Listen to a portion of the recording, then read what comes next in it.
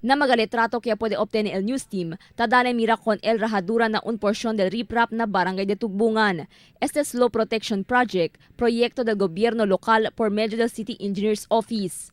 Por causa según que falta el budget entendido para arreglar con el proyecto, no hay más con este continúa el contractor. A según con el capitán del Tugbungan Jun Graciano, montón de mga residente ta está cerca na lugar. Linga sa araw del mga residente, amo el posibilidad de destrozar este llegar el fuerte avenida. Cheneman según plano el barangay mandare loca con mga residente na lugar, pero no hay con estos onde puede cambiar. Si tiene mapuersa flash flood, posible amo se causa que bungkaya también. Este el portion donde no hay man repair.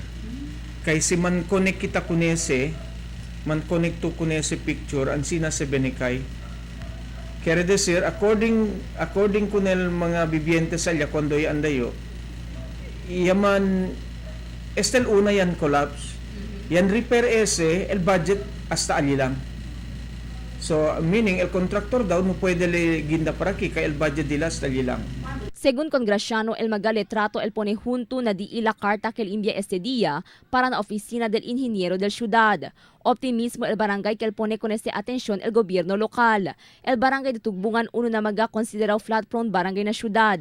Mientras tanto, na visita del news team en Antesaga na Rio de Tugbungan, observando también mga kurtaw pono de coco. Yakurta también con mga pono de saging iba sa but na costaw del rio. Según con el Kapitan Jun Graciano, este por medio del programa del Community Environment and Natural Resources. Este para limpiar con el costaw del río y darle más ancho lugar para el pasada del agua. El proyecto tiene fondo valor de 1 millón de pesos.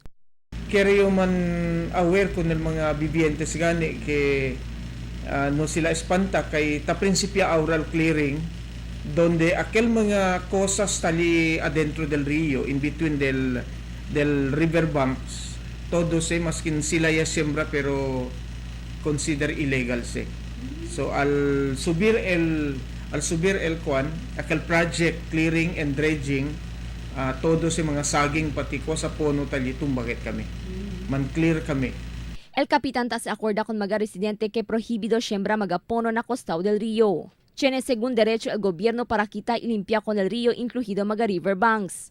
Ta advertí el barangay oficiales del Tugbungan con di este mga residente para ayuda a preservar y proteger con el río. Ayuda según mantener el limpieza na río, ahora paqueta principal tiempo de aguacero.